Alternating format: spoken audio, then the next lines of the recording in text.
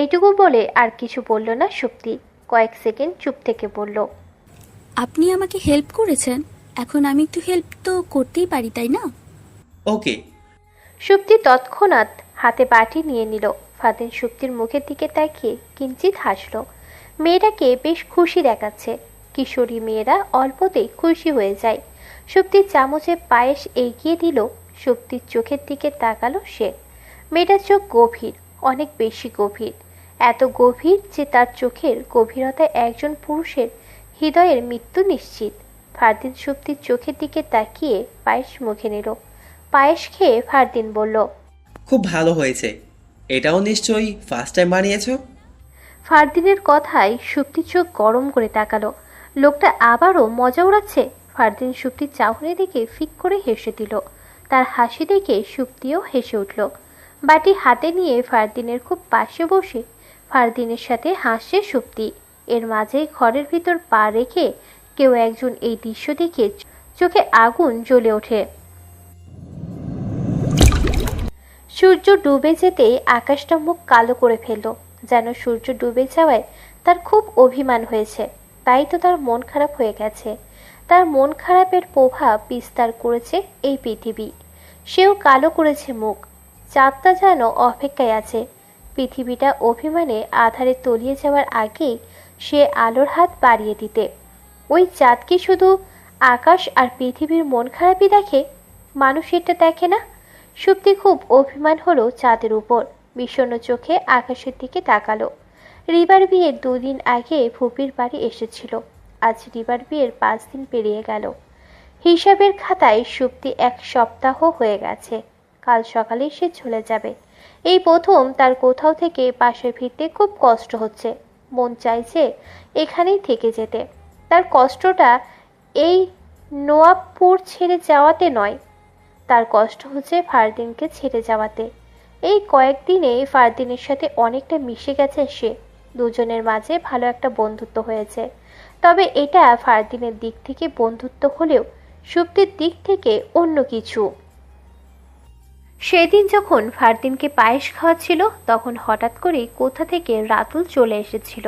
সেদিন রাতুল ওখান থেকে সুপ্তিকে এনে কিছুটা রাগ দেখিয়েও পরক্ষণে বলে দেয়, ছেলেটা ফারদিন, ভাইয়া হওয়ায় তোকে কিছু বলছি না, নয়তো মাকে বলে দিতাম তোমার ভাইয়ের মেয়ে আমাদের বাড়ি এসে রং তামাশা শুরু করছে। রাতুলের কথায় লাই পেয়ে সুপ্তি সাহসী হয়ে ওঠে। সে যখন তখন হুট করে ফারদিনের সাথে কথা বলার সুযোগ খোঁজে। রাতুলও সুযোগ দিত।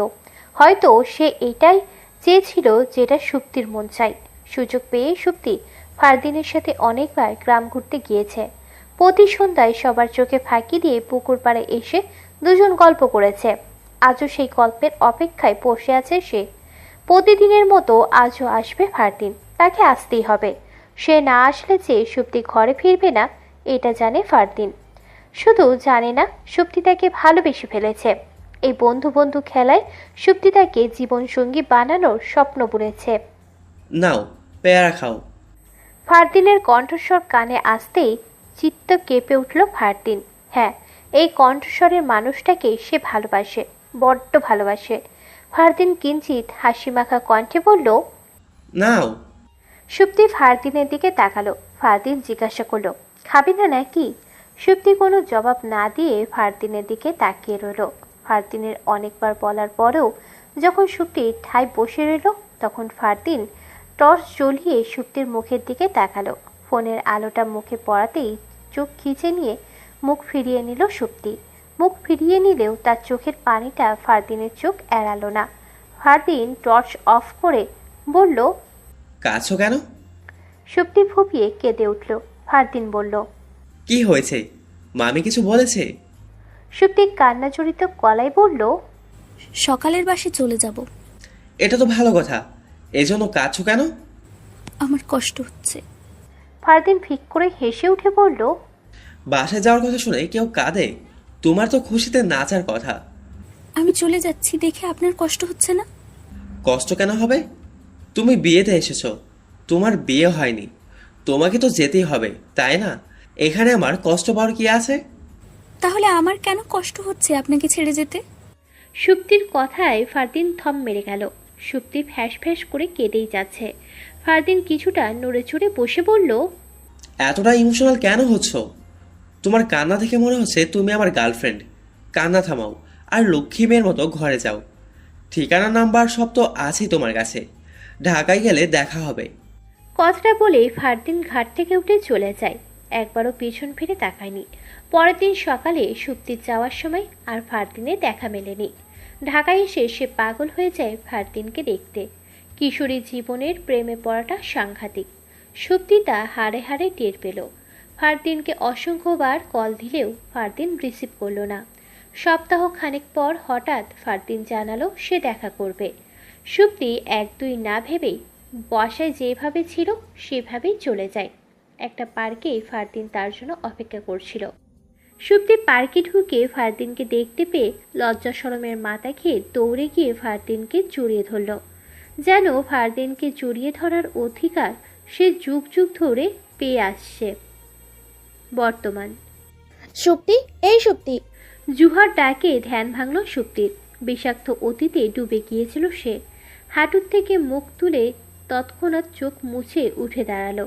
সে চোখ মুছে ফেললেও জুহার চোখ এড়ায়নি তার চোখের পানিটা। জুহা তার সামনে এসে জিজ্ঞাসুক চোখে তাকালো। সাধারণত সুপ্তিকে কাঁদতে দেখা যায় না কখনো। বড়সড় কষ্ট পেলে একটু একটা থেকে যায়। আজ হঠাৎ কি হয়েছে যে এই ভর দুপুরে রোদে বসে কাঁদছে? জুহার থেকে চোখ সরিয়ে সুপ্তি নিচে নামতে পা বাড়ালো। জুহা সুপ্তির হাত ধরে আটকে জিজ্ঞাসা করলো, কি হয়েছে তোর? সুপ্তি ম্লান হেসে বলল, রোদে নিজেকে পুড়িয়ে কালো বানানোর ইচ্ছে হয়েছে। জুহা শাসিত কণ্ঠে বলল। ফাজলামি করবি না শক্তি, কাঁদছিস কেন? সুপ্তি চোখ মুছে বলল, তরুণীর কথা মনে পড়ছে। আমার জন্য বেচারি নিজের পায়ে দাঁড়ানোর স্বপ্নটাও ভেঙে গেল। ব্যাস, আর কিছুই না। কথাগুলো শুনে জুহা সুপ্তির হাত ছেড়ে দিয়ে কয়েক সেকেন্ড স্থির দাঁড়িয়ে রইল।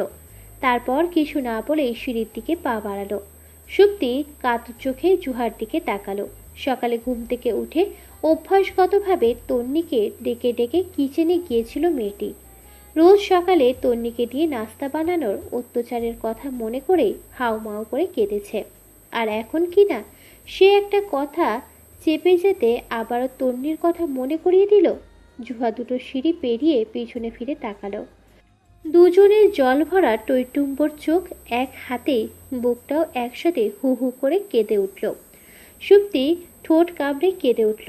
জুহা কান্না জড়িত গলায় শাসন করে বলল, রোদে পোড়া শখ মিটলে নিচে আয়, বেশি কালো হলে আর জামাই পাবি না। সুপ্তি দৌড়ে গিয়ে জুহাকে জড়িয়ে ধরে হাউমাউ করে কেঁদে উঠল। এতক্ষণ যে কান্নাটা কেঁদে বুকটা হালকা করতে পারেনি, এখন সে কান্নাটা কাঁদতে পারছে। সে খুব সুখ লাগছে, খুব বেশি। নতুন পরিবেশের সাথে নিজেকে মানিয়ে নেওয়াটা খুব কঠিন, তাও যদি হয় তন্নির মতো অঘটন ঘটিয়ে একটা পরিবেশে আসা, তাহলে তো কথাই নেই। তন্নি আরার নামের মানুষটাকে মেনে নেওয়ার কথা চিন্তাও করে না কখনো, কিন্তু তার পরিবারের সাথে একটু মেলামেশা তো করাই যায়। সন্ধ্যা থেকে ফাহিমা খাতুন কিচেনে ঢুকেছে রান্না করতে। আরও অনু সবজি কাটতে ওনাকে সাহায্য করছে। তন্নি একবারও ওনাদের ধারের কাছেও যায়নি। যতবারই যেতে চেয়েছে ততবারই কঠিন দ্বিধায় আটকে পড়েছে। আর যেতে না পারায় মনের ভিতর অশান্তি সৃষ্টি হয়ে গেছে। রুমের এপাশ থেকে ওপাশ পর্যন্ত পায়চারি করতে করতে ক্লান্তি ভঙ্গিতে খাটে বসে পড়ল তন্নি। দুই হাতে মাথা চেপে চোখ খিঁচে নিল। ওখানে আরারের মা রান্না করছে। এইভাবে অভদ্রর মতো এখানে বসে থাকাটা তার ঠিক হচ্ছে না, কিন্তু যাবে কিভাবে? আরও অনু তন্নির দিকে সন্ধিহান চোখে তাকিয়ে থাকে। ফাহিমা খাতুনেরও চোখে যেন কোমলতার সাথে কঠিন কিছু দেখা যায়। তন্নির কাঁদতে মন চাইল। আর যা হচ্ছে সব তো তার কর্মের ফল। কাকে দোষারোপ করবে সে? ভাগ্যকে?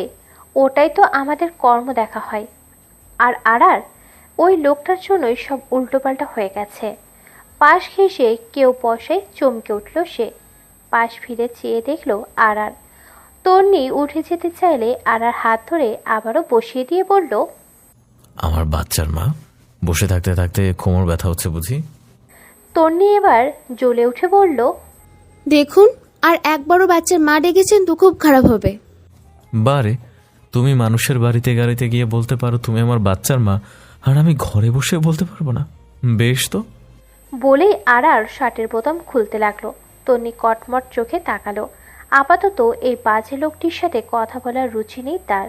যখনই কিছু বলবে তখনই উল্টা উত্তর দেবে, তার থেকে ভালো চুপ থাকা। আরার শার্টের হাতের বোতাম খুলতে খুলতে বলল, এক গ্লাস পানি দেবে? তন্নি নড়ল না। আরার গায়ের শার্ট খুলে জুতোটা খুলতে লাগলো। তন্নি চট করে উঠে চলে গেল বারান্দায়। এই লোকটার যেখানে সেখানে জামা পাল্টানোর স্বভাব হয়তো জন্মগত। আরার দ্বিতীয়বার তন্নিকে জ্বালালো না। রাতে ডিনারের টেবিলে ডাক আসাতে তন্নি নিচে যেতে চাইল না। এতক্ষণ রান্না বান্নায় একটুও হেল্প করেনি। এখন গিয়ে বসে বসে খাওয়াটা নির্লজ্জতা। যদিও খিদে পেট চোচো করছে, তবুও এইভাবে খাওয়াটা খুব খারাপ দেখায়। তবে সবাই যদি একটু জোর টোর করে তাহলে খাওয়া যায়। তন্নি জানিয়ে দিল সে খাবে না বলে মনে মনে অপেক্ষা করতে লাগলো কেউ এসে তাকে জোর করবে। কি করার, খিদে যখন লেগেছে খেতে তো হবেই। 5-6 মিনিট পর আরার এসে বলল, চলো খাবে। আমার খিদে নেই, আপনারা খেয়ে নিন। তন্নির কথা শুনে আড়াল শীতল কণ্ঠে ঠিক আছে বলে চলে গেল। তন্নি কপাল কুঁচকে তাকালো। সে ভেবেছিল আরার তাকে একবার হলেও জোর করবে, কিন্তু না, এই লোকটা তো তাকে জোরই করেনি। তন্নি এবার কান্না পেল। খিদে নেই কথাটা বললেই হতো, তখন হয়তো আরও একবার বলতো খাওয়ার জন্য। প্রায় 15 মিনিট পরে আরার রুমে আসলো। এসে বারবার ঢেকুর তুলছে। তন্নি আর চোখে তাকালো। আরার দরজা বন্ধ করে ফোন নিয়ে বারান্দায় চলে গেল। যত সময় যাচ্ছে তন্নির খিদে বাড়ছে। দুপুরেও খায়নি। 1 কাপ চা খেয়ে কি সারাদিন থাকা যায়? খিদের জ্বালায় তন্নি একবার বিছানায় কাত হচ্ছে তো একবার পায়চারি করছে। আরার বারান্দা থেকে সবই লক্ষ্য করছে। সে রুমে এসে খাটে বসলো। তন্নি তখনও পায়চারি করছে। ওর ঠোঁট শুকিয়ে কাঠ হয়ে আছে, মুখটা খিদেই মলিন হয়ে গেছে। আরার বলল, কি ব্যাপার, তোমাকে এমন দেখাচ্ছে কেন? তন্নি বাজখায় কণ্ঠে বলল, যেমন খুশি দেখাক, তাতে আপনার কি? আরারের হাসি পেল। খিদের জ্বালায় যে তন্নির এই অবস্থা এটা ঠিকই বুঝল সে। আরার বলল, আরে এটা আবার কেমন কথা? যেমন খুশি দেখাক মানে কি? এটা আমার বাচ্চার মা, তাকে যেমন খুশি দেখানোর প্রশ্নই ওঠে না। তন্নি এবার অগ্নি চোখে তাকালো। আরার যে আগুনে ঘি ঢেলেছে এইটা নিশ্চিত। তন্নি কর্কশ গলায় বলল, এই বাচ্চার মাকে, হ্যাঁ, আমার ভুলে জঘন্যতম শাস্তি আপাতত আপনি আমায় দিয়ে দিয়েছেন, তাই এই বিষয়ে আর কোনো কথা বলবেন না, চুপচাপ বসুন। বারে, আমার গায়েবী সন্তান, গায়েবী প্রেমিকা থেকে হওয়া সত্যিকারের বউ নিয়ে আমিই কথা বলবো না? দারুণ তো। তন্নি আর পারল না। ড্রেসিং টেবিলের ওপর থেকে একটা পারফিউমের বোতল নিয়ে আরারের উপর ছুঁড়ে মারল। আরার বোতলটা ক্যাচ করে বলল, এই সময় মেজাজ একটু খিটখিটে হয়, এসব স্বামীদের সহ্য করতে হবে। আল হ্যান্ডেল ইট বেবি। আরারের এত ফাজলামি দেখে রাগে তন্নির ইচ্ছে করলো তাকে গলা টিপে ধরতে। দরজায় টকটক শব্দ হচ্ছে। আরার খাটে আরাম করে বসে বলল, যাও, তোমার শাশুড়ি অথবা ননদ এসেছে। তন্নি তীক্ষ্ণ চোখে তাকাতে তাকাতে বারান্দায় চলে গেল। আরার গিয়ে দরজা খুলে দিল। ফাহিমা খাতুন প্লেটে করে ভাত নিয়ে আসছেন। আরার মৃদু হেসে দরজা থেকে সরে দাঁড়ালো। খাওয়ার সময় ফাহিমা খাতুন তন্নিকে নিতে আসলেন। আরার ওনাকে আটকে বলল, তর্নির খাবারটা উপরে পাঠিয়ে দিও, ও এখানে খেতে পারবে না। ফাহিমা খাতুন তন্নিকে ডাক দিলেন। তন্নি মাথায় ওড়না দিয়ে রুমে আসলো। তার লজ্জা ও দ্বিধা হয় ওনার সামনে আসতে। ফাহিমা খাতুনের হাতে খাবারের প্লেট দেখে রাগটা কিছুটা কমে আসলো তন্নির। মাংস ভোনার গ্রানে নাকে আসতেই খিদেটা আরও বেড়ে গেল। তন্নি ওনার সামনে আসার পর উনি বললেন, খেয়ে নাও মা, এ সময় না খেয়ে থাকা ঠিক না। বলেই উনি প্লেটটা আরারের হাতে দিয়ে চলে গেলেন। আরার তন্নির দিকে প্লেটটা বাড়িয়ে দিয়ে বলল, খেয়ে নাও। তন্নি এমন ভাব দেখালো যেন সে শোনেনি। আরার বলল, এই যে মিস প্রেগনেন্ট, এত ভাব দেখানোর দরকার নেই। মা তার নাতি নাতনির জন্য দিয়েছে, নিজের সন্তানের মায়ায় আমিও দিচ্ছি। নিজে খাও বা না খাও, আমার গায়েবী সন্তানটাকে খাওয়াও। ঘড়ির কাঁটা টিকটিক শব্দে ঘাড় ঘুরিয়ে পিছনে তাকালো তন্নি। রাত 3টা বেজে গেল, এখনও তার চোখে ঘুম নেই। খিদে পেটে চোচো করছে। রাতে যখন ফাহিমা খাতুন খাবার দিয়ে গিয়েছিলেন তখনও তার খিদে ছিল, কিন্তু আড়ারের সাথে ঝগড়ায় না পেরে এক পর্যায়ে রাগে ফ্লোরে প্লেট ছুঁড়ে মেরেছিল। তারপর আড়ার অগ্নি চোখে কিছুক্ষণ তাকিয়ে তার জায়গায় গিয়ে ঘুমিয়ে পড়ে। তন্নিও চলে আসে বারান্দায়। তখন রাগের মাথায় কাজটা করলেও এখন টের পাচ্ছে খিদে কাকে বলে। একটু পর পর পানি খাচ্ছে, এখন বোতলের পানিটাও শেষ হয়ে গেছে। আড়ারকে কিভাবে ডাকবে খাওয়ার জন্য? না থাক, এই বজ্জাত লোকের আঁকাবাঁকা কথা শুনলে মেজাজ আবারও খারাপ হবে। কিন্তু এই খিদে নিয়ে তো ঘুমানোও যাবে না। কিচেনে গিয়ে দেখবে কি কোনো খাবার আছে কি না। যেই ভাবা সেই কাজ। তন্নি পা টিপে টিপে রুম থেকে বেরিয়ে আসলো। এতক্ষণ না খেয়ে থাকা সম্ভব নয়। সিঁড়ি ভেঙে নিচে নামছে, তখন মনে হলো কেউ তাকে দেখেছে। তন্নি তৎক্ষণাৎ ঘুরে পিছনে তাকালো। না, কেউ নেই। তার মনের ভুল এটা। খুব সাবধানে কিচেন পর্যন্ত চলে আসলো। পাতিলগুলো ঢাকনা তুলে দেখলো কোনো পাতিলেই খাবার নেই। তন্নির এবার কান্না পেল। একটু খাবার রাখলে কি এমন হয়ে যেত? হঠাৎ তার মনে হলো খাবার তো ফ্রিজে থাকতে পারে, কিন্তু ফ্রিজটা কই? খুঁজে দেখলো কিচেনের ডান কোনায় ফ্রিজ রাখা। তন্নি ফ্রিজ খুলে দেখলো এক প্লেট ভাত ছাড়া খাওয়ার মতো কিছুই নেই। তবে ফ্রিজে অসংখ্য ডিম আছে। এখান থেকে 2-1টা ডিম ভাজলে অবশ্য কেউ টের পাবে না। কিন্তু পেঁয়াজ কোথায়? পেঁয়াজ ছাড়াও তো ভাজা যায়। সে ওইভাবেই খাবে। তন্নি 2টো ডিম হাতে নিয়ে চুলার কাছে গেল। একটা ফ্রাই প্যান চুলায় বসিয়ে 2টা ডিম ভাজতে লাগলো। ডিম ভাজার রুচিশীল ঘ্রাণটা বের হচ্ছে। চোখ বন্ধ করে নাক টেনে ভাজার ঘ্রাণ নিল তন্নি। ডিম ভাজার ঘ্রাণ তীক্ষ্ণ থেকে তীক্ষ্ণকর হয়ে পুরো বাসা ছড়িয়ে যাচ্ছে। এই ঘ্রাণটা তার খিদে আরও এক ধাপ বেড়ে গেল। ভয় হচ্ছে যদি ঘ্রাণটা কারোর ঘুম ভেঙে যায়।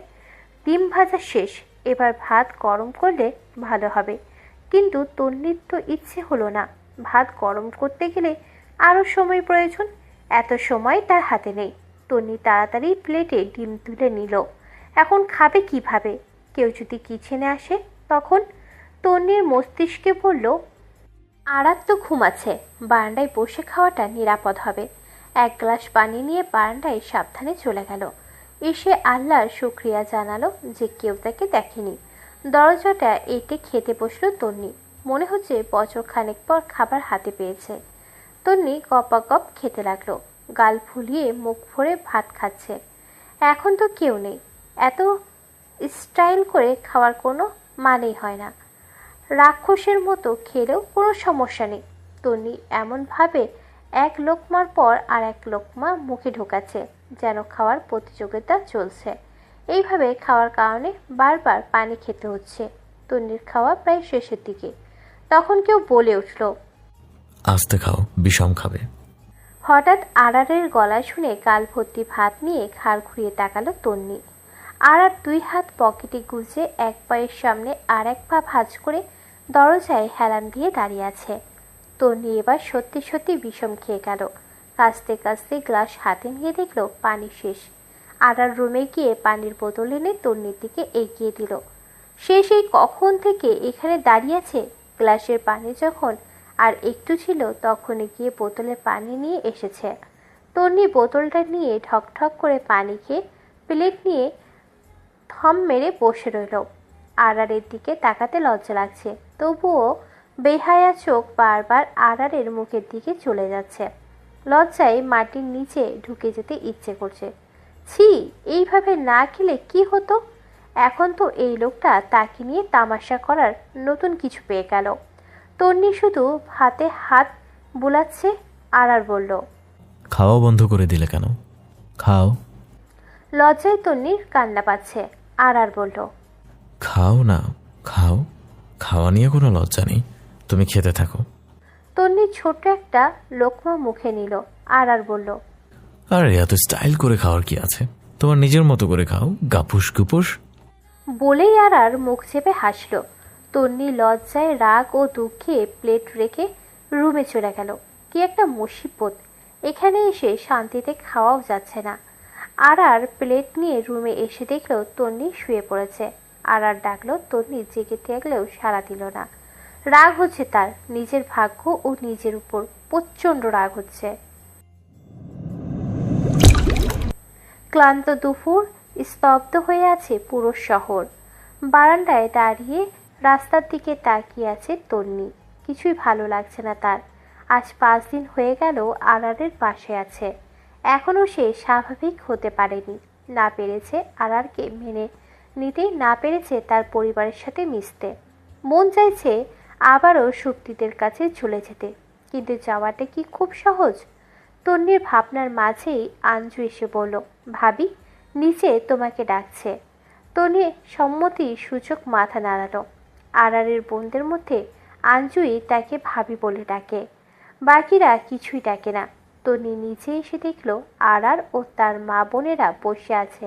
সে এসে ফাহিমা খাতুনের সোফার পাশে দাঁড়িয়ে বলল, আমায় ডেকেছেন? ফাহিমা খাতুন বললেন। আর সবাইকে কি জানি বলতে চায়, তুমি বসো। তন্নি বসলো। চোখ তুলে আরারের দিকে তাকিয়ে দেখলো আরারের মুখের ভঙ্গিমা অন্যরকম, যেন সে খুব মজার কিছু ভেবেছে। ফাহিমা খাতুন আরারকে বললেন, কি বলার বলতে। আরার বলল, আম্মু আমি চাচ্ছিলাম আমরা সবাই মিলে কোথাও ঘুরে আসি। ফাহিমা বললেন, কোথাও যাবি?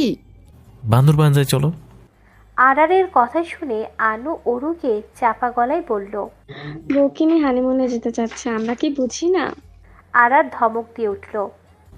ওই কি বলিস ওর কানে কানে?